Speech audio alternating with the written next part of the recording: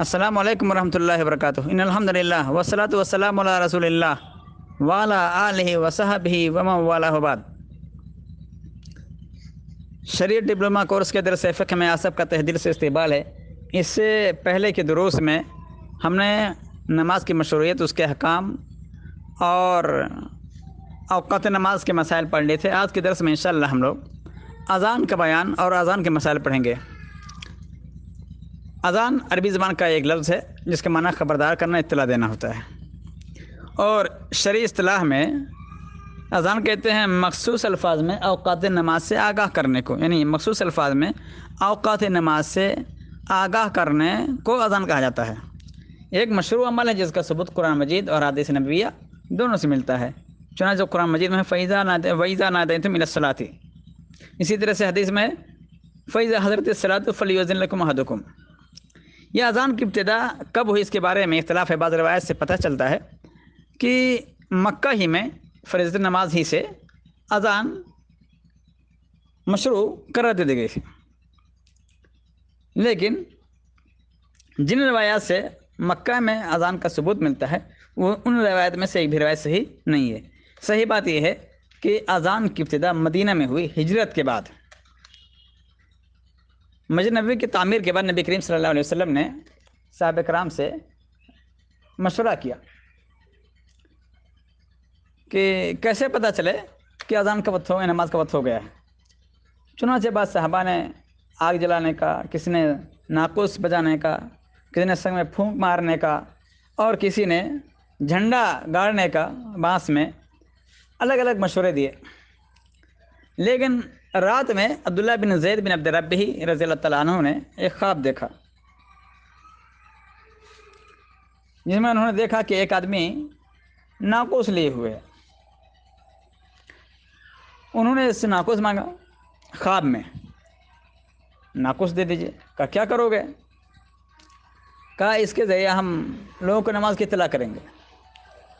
اس کے بعد اس آدمی نے کہا کہ کیا میں تمہیں اسے بہتر عمل نہ بتا دوں جس کے ذریعے تم نماز کی اطلاع دیا کرو؟ کہا اچھی بات ہے۔ پھر اس آدمی نے عبداللہ بن زید بن عبد ربہ رضی اللہ تعالیٰ عنہ کو اذان کے کلمہ سکھائے۔ انہوں نے نبی کریم صلی اللہ علیہ وسلم کو آ کر خواب بیان کیا نیند سے بیدار ہونے کے بعد۔ چنانچہ نبی کریم صلی اللہ علیہ وسلم نے کہا کہ تم بلال کو سکھا دو یہ کلمات، ان کی آواز بلند ہے۔ اس کے ساتھ ہی اذان کی ابتدا ہو گئی۔ جب پہلی مرتبہ بلال حبشی رضی اللہ تعالیٰ عنہ نے اذان کہی، اس موقع پر عمر رضی اللہ تعالیٰ عنہ دوڑ آئے اور کہا اللہ کے رسول میں نے بھی یہی خواب دیکھا ہے۔ تو خیر عبداللہ بن زید بن عبد ربہ رضی اللہ تعالیٰ عنہ نے خواب دیکھا تھا، اور اسی خواب کو نبی کریم صلی اللہ علیہ وسلم نے شرعی حکم کے طور پر ثابت کر دیا۔ جو نبی کریم صلی اللہ علیہ وسلم کے پورے زندگی میں اسی پر عمل ہوتا رہا۔ یہ اذان دینا واجب ہے یا سنت ہے، یہ علماء کا اختلاف ہے اس میں۔ امام ابو حنیفہ، امام شافعی نے دیکھی اذان دینا سنت مستحب ہے، جبکہ امام احمد اور امام مالک وغیرہ نے اس کو واجب قرار دیا ہے۔ بہرحال احکام سے ثابت ہوتا ہے کہ اذان دینا فرض ہے۔ نبی کریم صلی اللہ علیہ وسلم نے کئی صحابہ کو اذان دینے کا حکم دیا، جیسے کہ میں نے ابتدا میں روایت پیش کی تھی۔ نبی کریم صلی اللہ علیہ وسلم نے مالک بن حویرث رضی اللہ عنہ سے فرمایا کہ فَإِذَا حَضَرَتِ الصَّلَاةُ فَلْيُؤَذِّن لَكُمْ أَحَدُكُمْ۔ اسی طرح عبداللہ بن زید بن عبد ربہ رضی اللہ عنہ کے خواب کے بعد نبی کریم صلی اللہ علیہ وسلم نے فرمایا بلا شبہ یہ سچا خواب ہے۔ ثم امر بالتاذین، پھر نبی کریم صلی اللہ علیہ وسلم نے اذان دینے کا حکم دے دیا۔ اس طرح سے بہت سارے روایات میں حکم ملتا ہے۔ ایک اہم روایت ہے اس سلسلے میں، انس رضی اللہ تعالیٰ عنہ کہتے ہیں کہ نبی کریم صلی اللہ علیہ وسلم جب کسی قوم سے غزوہ کے لیے جاتے تو صبح تک انتظار کرتے۔ فَإِن سَمِعَ أَذَانًا كَفَّانَهُمْ وَإِن لَّمْ يَسْمَعْ أَذَانًا أَغَارَ عَلَيْهِمْ۔ اگر اذان سن لیتے تو ان پر حملے سے رک جاتے، اور اگر نہ سنتے تو ان پر حملہ کر دیتے۔ یہ اذان فرض کفایہ ہے، یاد رکھے کہ یہ فرض کفایہ ہے، یعنی ہر شخص پر اذان دینا واجب نہیں ہے۔ اگر ایک اذان ہو جائے تو کافی ہے۔ عورت اذان کہہ سکتی ہے نہیں کہہ سکتی ہے؟ اس سلسلے میں 3 اقوال ہیں۔ پہلا قول یہ ہے کہ خواتین کے لیے اقامت مستحب ہے لیکن اذان نہیں۔ اذان اس لیے نہیں کیونکہ اذان خبردار اور آگاہ کرنے کے لیے ہوتی ہے، اور صرف یہ بلند آواز کے ذریعے ہی ممکن ہے، لہذا عورتوں کے برسر عام آواز بلند کرنے سے فتنے کا اندیشہ ہے۔ چنانچہ عبداللہ بن عمر رضی اللہ تعالیٰ عنہما کہا کرتے تھے، لیس علی الناس اذان واما ان الاقامۃ تستحب، عورتوں پر اذان کہنا لازمی نہیں، البتہ اقامت کہنا مستحب ہے، یعنی جب وہ نماز پڑھیں گی جماعت کے ساتھ تو صرف اقامت کہہ کر کے نماز شروع کر دیں گی، اذان نہیں کہیں گے۔ اسی طرح سے ایک قول یہ بھی ہے کہ خواتین کے لیے اذان اقامت دونوں ہی درست نہیں ہے، اور عائشہ رضی اللہ تعالیٰ عنہ کا ایک قول ہے کہ اذان و اقامت دونوں مستحب ہیں۔ ان کے بارے میں آتا ہے انہا کانت تؤذن و تقیم، وہ اذان دیا کرتی تھی اور اقامت بھی کہا کرتی تھی۔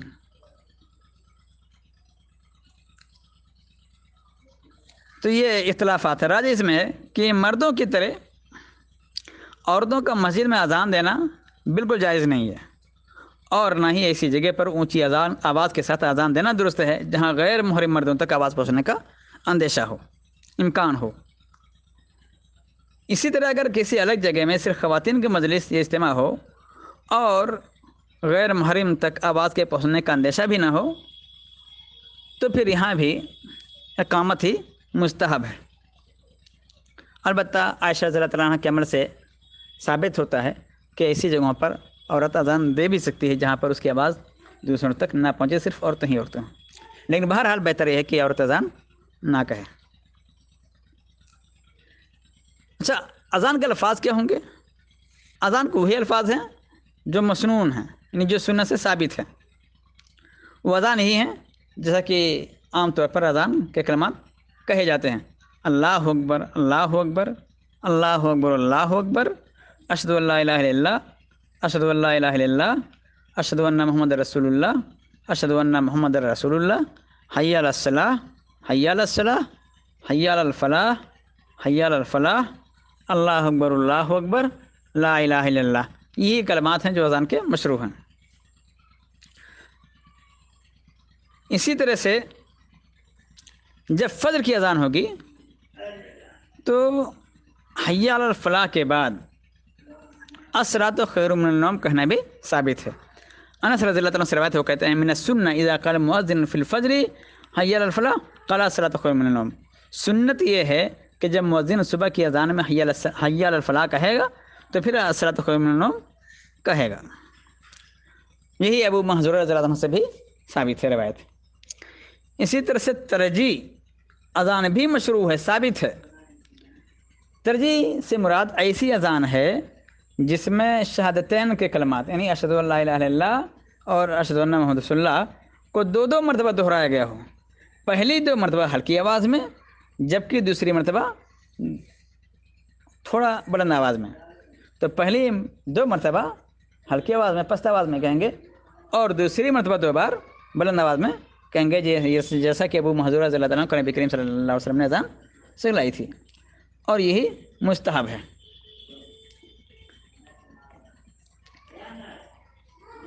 یہ اذان کب کہی جائے گی؟ اذان اس وقت کہی جائے گی جب نماز کا وقت ہو جائے گا، کیونکہ اذان کا مقصد ہی نماز سے باخبر کرنا ہے۔ البتہ نماز فجر کے وقت سے پہلے اذان دی جا سکتی ہے، لیکن یہ یاد رہے کہ یہ اذان نماز فجر کے لیے نہیں ہوگی بلکہ تہجد و نوافل کے لیے ہوگی اور لوگوں کو بیدار و متنبہ کرنے کے لیے ہوگی۔ چنانچہ عبداللہ بن مسعود رضی اللہ تعالیٰ عنہ سے روایت ہے، نبی کریم صلی اللہ علیہ وسلم نے فرمایا، تم میں سے کسی کو ہرگز بلال رضی اللہ تعالیٰ عنہ کی اذان اس کی سحری سے مت روکے، کیونکہ وہ رات کو اذان دیتے ہیں تاکہ تمہارے تہجد گزار کو لوٹا دیں اور تمہارے سونے والوں کو جگا دیں۔ اسے بخاری کی روایت ہے۔ دوسری روایت میں الفاظ ہیں، ان بلالا یؤذن بلیل فکلوا واشربوا، کہ بلال تو رات میں اذان دیا کرتے ہیں اس لیے تم کھایا پیا کرو، حتی یؤذن ابن ام مکتوم، یہاں تک کہ عبداللہ ابن ام مکتوم اذان دیں۔ تو اس طرح سے ثابت ہوتا ہے کہ فجر کی اذان میں فجر کے وقت میں پہلے بھی اذان دی جا سکتی ہے تاکہ جو تہجد پڑھتے ہوں وہ بیدار ہو جائیں اور تہجد نماز ادا کر لیں۔ اس وقت فجر کی نماز نہیں پڑھی جائے گی، جب وقت ہو جائے گا تو پھر دوبارہ اذان کہی جائے گی فجر کے لیے، نماز کے لیے، جیسا کہ میں نے پہلے حدیث سنائی، فَإِذَا حَضَرَتِ الصَّلَاةُ فلیؤذن لکم احدکم، جب نماز کا وقت ہو جائے تو میں سے کوئی ایک شخص اذان کہے۔ تو اصل مشروع وقت پر اذان کہنا ہے جب نماز کا وقت ہو جائے، البتہ فجر میں پہلے بھی اذان کہی جا سکتی ہے۔ اسی طرح سے سننے والے کے لیے، جو اذان سن رہا ہے اس کے لیے اذان کے الفاظ دہرانا مشروع ہے۔ ابو سعید خدری رضی اللہ عنہ سے روایت وہ کہتے ہیں کہ نبی کریم صلی اللہ علیہ وسلم نے فرمایا اذا سمعتم النداء فقولوا مثل ما يقول المؤذن، جب تم اذان سنو تو اسی طرح کہو جیسے مؤذن کہتا ہے۔ اذان کے جواب میں وہی الفاظ دہرانے چاہیے جو مؤذن کہتا ہے، لیکن حی علی الصلاۃ اور حی علی الفلاح کے جواب میں لا حول ولا قوۃ الا باللہ کہا جائے گا، جیسا کہ معاویہ رضی اللہ عنہ نے کیا اور کہا۔ اور پھر فرمایا سمعت رسول اللہ صلی اللہ علیہ وسلم یقول مثل ذلک، میں نے نبی کریم صلی اللہ علیہ وسلم کو اسی طرح کہتے ہوئے سنا ہے۔ اذان کے بعد کے اذکار کیا ہیں؟ نبی کریم صلی اللہ علیہ وسلم پر درود پڑھا جائے گا، جو درود ابراہیم نماز میں پڑھتے ہیں وہی درود پڑھی جائے گی۔ عبداللہ بن عمر رضی اللہ عنہ سے روایت ہے، وہ کہتے ہیں کہ نبی کریم صلی اللہ علیہ وسلم نے فرمایا جب تم مؤذن کو سنو تو اسی طرح کہو جیسے وہ کہتا ہے، ثم صلوا علیہ، پھر مجھ پر درود پڑھو۔ تو اذان کے بعد درود پڑھنا ثابت ہے، مشروع ہے۔ یہ روایت صحیح مسلم کی ہے، حدیث نمبر 374۔ اسی طرح جابر رضی اللہ عنہ سے روایت ہے، نبی کریم صلی اللہ علیہ وسلم نے فرمایا جس شخص نے اذان سن کر یہ دعا پڑھی قیامت کے دن وہ میری شفاعت کا مستحق ہوگا۔ وہ دعا کیا ہے؟ اللہم رب هذه الدعوۃ التامہ والصلاۃ القائمہ آتی محمد الوسیلۃ والفضیلہ وبعث مقاما محمودا الذی وعدتہ۔ یہ دعا ہے۔ البتہ یاد رہے کہ اس دعا میں ان الفاظ کی زیادتی والدرجۃ الرفیع وارزقنا شفاعتہ یوم القیامہ اور انک لا تخلف المیعاد، یہ سارے الفاظ ثابت نہیں ہے کسی بھی صحیح حدیث سے۔ اذان کے بعد کے کچھ اور بھی اذکار مشروع ہیں جو مطول کتابوں میں مل جائیں گے آپ کو۔ اسی طرح سے اذان کے بعد کچھ وقفے کے بعد مسنون و معصور طریقے سے اقامت کہنا بھی مشروع ہے۔ یعنی مشروع طریقہ کیا ہے؟ انس رضی اللہ تعالیٰ عنہ فرماتے ہیں کہ عمر بلال رضی اللہ تعالیٰ عنہ کو حکم دیا گیا کہ اذان کے کلمات 2 مرتبہ اور اقامت میں قد قامت الصلاۃ کے علاوہ بقیت تمام کلمات 1 مرتبہ کہیں۔ تو بلال رضی اللہ تعالیٰ عنہ کو اذان میں 2 مرتبہ اور اقامت میں 1 مرتبہ سارے کلمات دہرانے کا حکم دیا گیا، کہنے کا حکم دیا، تو یہی مشروع ہے۔ یعنی اذان میں جو کلمات 2 مرتبہ کہے جاتے ہیں وہ اقامت کہتے وقت 1 مرتبہ ہی کہے جائیں گے، دونوں میں فرق ہوگا۔ البتہ قد قامت الصلاۃ کے الفاظ 2 مرتبہ کہے جائیں گے، قد قامت الصلاۃ قد قامت الصلاۃ، اور یہی راجح ہے۔ البتہ امام ابو حنیفہ رحمۃ اللہ علیہ کے نزدیک اقامت کے الفاظ بھی اذان کے طرح دوہرے کہے جائیں گے، لیکن ان کی جو دلیل ہے وہ ثابت نہیں ہے، وہ درست نہیں ہے، وہ روایت ضعیف ہے۔ ہاں اگر کوئی کہہ دے تو وہ جائز ہے، البتہ مشروع ہی ہے کہ اقامت کے الفاظ 1 بار ہی کہے جائیں، دوبارہ نہ پکارے جائیں۔ اقامت کا جواب دینا بھی مشروع ہے، البتہ اس میں کوئی فرق نہیں کیا جائے گا۔ قد قامت الصلاۃ کے جواب میں قد قامت الصلاۃ ہی کہیں گے۔ اقامہ اللہ و ادامہ کے الفاظ ثابت نہیں ہیں، درست نہیں ہیں، وہ روایت ضعیف ہے۔ وہ سنن ابو داؤد کی روایت ہے کہ بلال رضی اللہ تعالیٰ عنہ نے اقامہ کہتے ہوئے جب قد قامت الصلاۃ کہا تو نبی کریم صلی اللہ علیہ وسلم نے اقامہ اللہ و ادامہ کہا۔ یہ روایت سنن ابو داؤد کی ہے، لیکن یہ ضعیف ہے۔ اس کی سند میں شہر بن حوشب راوی ہیں، متکلم فی ہیں۔ اسی طرح ایک اور راوی ہیں رجل من اہل الشام، یہ مجہول ہیں۔ اسی طرح سے محمد بن ثابت عبدی، یہ بھی ضعیف ہیں۔ تو اس کی سند میں 3 جگہ کلام ہے، شہر بن حوشب، محمد بن ثابت عبدی اور ایک مجہول راوی۔ اسی طرح سے ایک اور مسئلہ ہے اس سلسلے میں، کیا اذان دینے کے لیے وضو ضروری ہے؟ نہیں، ایسی کوئی صحیح دلیل نہیں ملتی جس میں مؤذن کے لیے اس شرط کا ذکر ہو کہ وہ اذان دیتے وقت حدث اکبر یا حدث اصغر سے پاک ہو۔ اس سلسلے میں جو مرفوع روایت ہیں وہ ضعیف ہیں، اور جو موقوف ہیں وہ اس درجے کی نہیں جن سے حجت قائم ہو سکے۔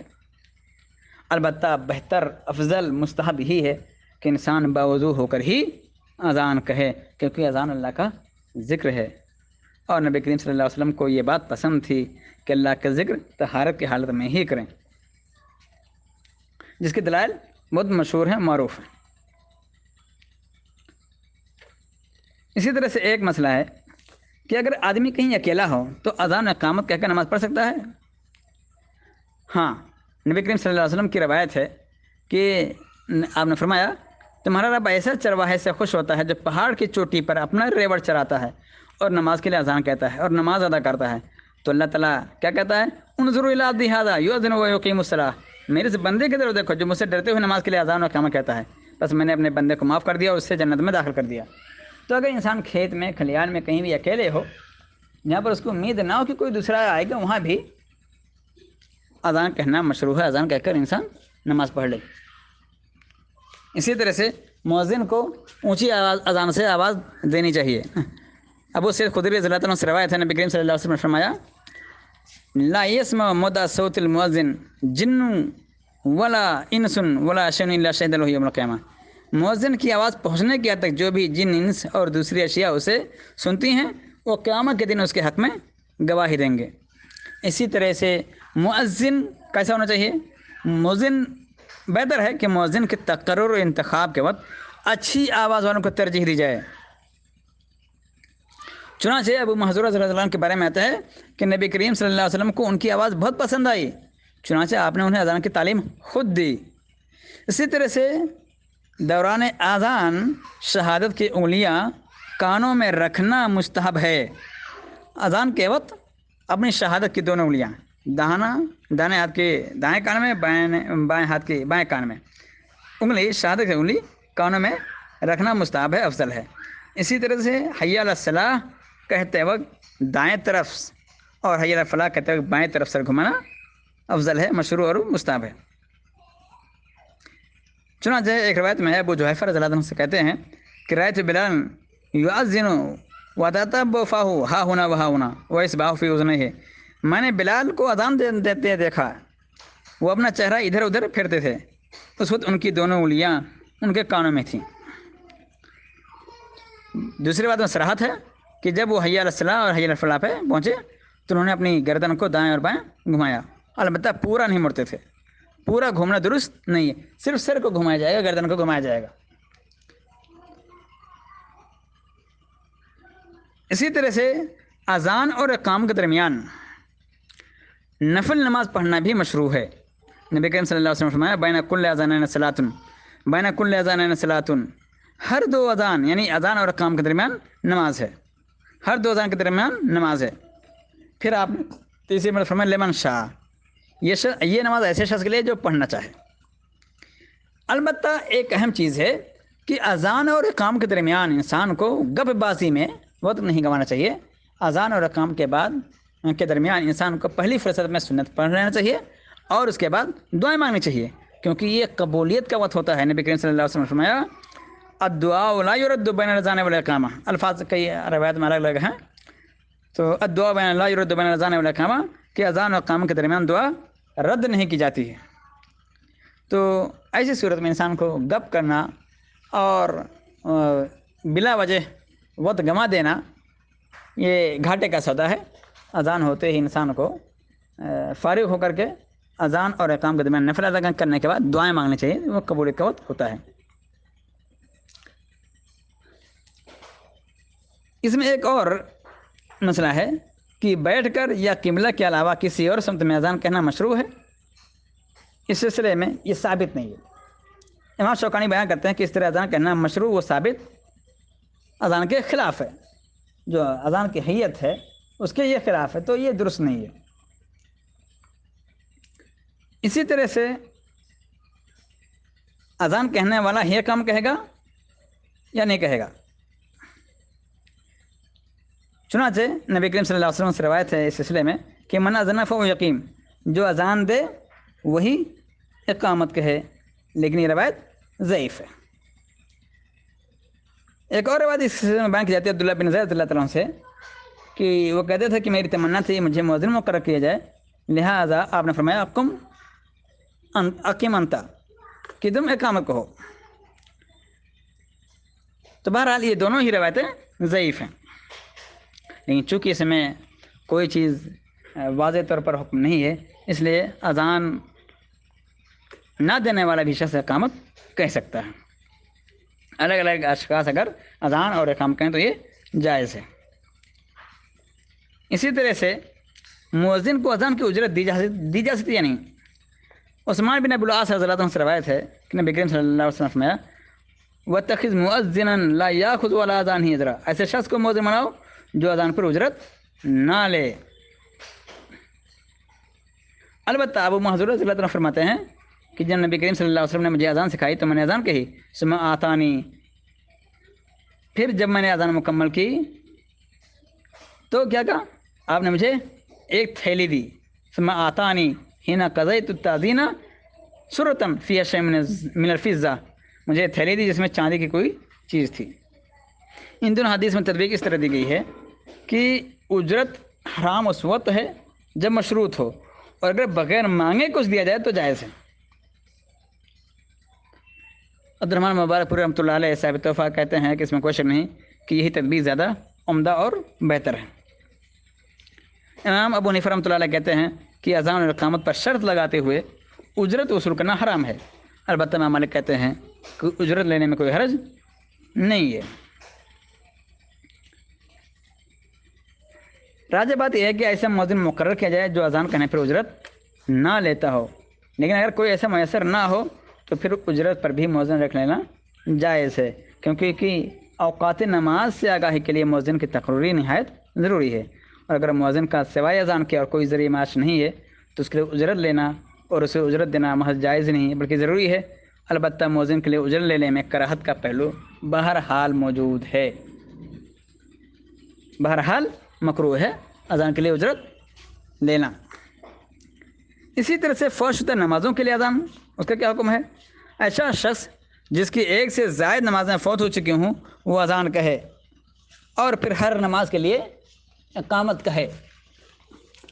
جیسا کہ جنگ احزاب میں نبی کریم صلی اللہ علیہ وسلم کی 4 نمازیں فوت ہو گئیں تو آپ نے اسی طرح کیا، جیسا کہ حدیث میں ہے کہ امر بلال فاذن ثم قام فصلى الظهر ثم قام فصلى العصر ثم قام فصلى المغرب ثم قام فصلى العشاء۔ ان کے حکم، نبی کریم صلی اللہ علیہ وسلم کے حکم پر بلال رضی اللہ تعالیٰ عنہ نے اذان دی، پھر اقامت کہی، پھر آپ نے نماز ظہر پڑھائی، پھر انہوں نے اقامت کہی، پھر عصر پڑھائی، پھر اقامت کہی، پھر مغرب پڑھائی، پھر اقامت کہی، تو آپ نے عشاء کی نماز پڑھائی۔ تو راجح بات یہ ہے کہ اگر انسان کسی ایسی جگہ میں ہو جہاں اذان نہ کہی گئی ہو تو اذان کہی جائے گی، اور اگر ایسا نہیں ہے تو پھر اذان کہنا ضروری نہیں، البتہ ہر نماز کے لیے اقامت ضرور کہی جائے گی۔ اذان کے بعد ایک بڑا مسئلہ ہے مؤذن کا صلاۃ و سلام پڑھنا۔ اذان دینے کے بعد مؤذن کا خود سری طور پر یا جہری طور پر صلاۃ و سلام کہنا واضح طور پر کسی صحیح حدیث سے ثابت نہیں ہے، اور جن لوگوں کا یہ خیال ہے کہ یہ عمل تو نبی کریم صلی اللہ علیہ وسلم کے اس فرمان میں داخل ہے اذا سمعتم النداء فقولوا مثل ما يقول المؤذن ثم صلوا علی، تو یہ ہے کہ اس حدیث میں نبی کریم صلی اللہ علیہ وسلم نے اذان سننے والوں کو حکم دیا ہے کہ وہ مؤذن کا جواب دیں پھر مجھ پر درود پڑھیں، اس میں مؤذن خود داخل نہیں ہے، کیونکہ اگر مؤذن کو اس میں مان لیا جائے، اس روایت میں حکم میں داخل کر لی جائے تو مؤذن پر اپنی اذان کا خود ہی جواب دینا لازم آ جائے گا۔ اسی طرح سے دوران اذان انگوٹھوں کے ساتھ آنکھیں چومنا یہ بھی درست نہیں ہے۔ یہ روایت جس میں اس کا تذکرہ ہے کہ جس شخص نے مؤذن کے یہ کلمات اشہد ان محمد رسول اللہ سن کر کہا مرحبا بحبیبی و قرۃ عینی محمد بن عبداللہ، پھر اپنے انگوٹھوں کا بوسہ لے کر انہیں اپنی آنکھوں پر لگایا، تو وہ شخص کبھی آنکھ کی تکلیف میں مبتلا نہیں ہوگا۔ وہ روایت ضعیف ہے۔ اس سلسلے میں مسخاوی کہتے ہیں کہ اس سلسلے میں ایک بھی روایت ثابت نہیں ہے، اور ظاہر سی بات ہے جب اس سلسلے میں کوئی روایت ثابت نہیں تو بدعت ہے، تو یہ عمل بدعت ہے۔ ایک اور مسئلہ ہے کہ کیا مؤذن اذان و اقامت کے بعد خود ہی جماعت بھی کروا سکتا ہے؟ تو مؤذن کے لیے ایسا کرنا جائز ہے، کوئی حرج نہیں ہے۔ ایک اور آخری مسئلہ اس سلسلے میں کہ ہمارے یہاں رواج ہے جب بچہ پیدا ہوتا ہے تو اس کے کان میں اذان اور اقامت کے الفاظ کہے جاتے ہیں، تو اقامت کا حمل ثابت نہیں ہے، کیونکہ جس حدیث میں اس کا ذکر ہے وہ قابل حجت نہیں ہے۔ چنانچہ حسین رضی اللہ عنہ سے روایت ہے کہ نبی کریم صلی اللہ علیہ وسلم نے فرمایا من ولد له ولد فاذن فی اذن الیمنی واقام فی اذن الیسری لم تضرہ ام سبیان، جس کے ہاں کوئی بچہ پیدا ہوا اس کے دائیں کان میں اذان اور بائیں میں اقامت کہے تو اسے ام سبیان کی بیماری نقصان نہیں پہنچائے گی۔ یہ روایت موضوع ہے، گڑھی ہوئی ہے، من گھڑت ہے یہ۔ اسی طرح اس سلسلے میں عمر بن عبدالعزیز رحمۃ اللہ علیہ کی روایت بھی ثابت نہیں ہے۔ اذان کہنے کے متعلق روایت بھی ضعیف ہے، اس کے سلسلے میں عاصم بن عبید اللہ راوی ایک راوی ہیں جن کی صحت میں اختلاف ہے، البتہ دیگر شواہد کی بنا پر یہ حدیث حسن درجے تک پہنچ جاتی ہے۔ چنانچہ ابو رافع رضی اللہ عنہ سے روایت ہے نبی کریم صلی اللہ علیہ وسلم کو دیکھا کہ اذن فی اذن الحسن حین ولدته فاطمہ بالصلاۃ، جس وقت فاطمہ رضی اللہ تعالیٰ عنہ نے حسین رضی اللہ عنہ کو جانا تو آپ نے ان کے کان میں نماز کے لیے اذان کی طرح اذان کہی۔ یہ روایت حسن درجے تک پہنچ جاتی ہے۔ البتہ عبدالرحمن مبارک رحمۃ اللہ علیہ فرماتے ہیں کہ حدیث ضعیف ہے، لیکن حسین بن علی رضی اللہ عنہ کی اس روایت سے جسے امام ابو یعلا موصلی نے اور امام ابن سنی نے روایت کیا ہے مضبوط و قوی ہو جاتی ہے۔ البتہ یہ عمل امت کا متواتر عمل ہے یہ اور متوارث عمل ہے یہ، اس لیے یہ بھی اس کو حجت بنا دیتا، قابل احتجاج بنا دیتا ہے کہ یہ کسی حد تک یہ عمل ثابت ہے اور تواتر کے ساتھ ثابت ہے۔ تو یہ اذان کے مسائل ہوئے، آج کے دن نہیں، اگلے درس میں انشاءاللہ ہم لوگ باب شروط الصلاۃ پڑھیں گے۔ السلام علیکم ورحمۃ اللہ وبرکاتہ، وآخر دعوانا الحمد للہ رب العالمین۔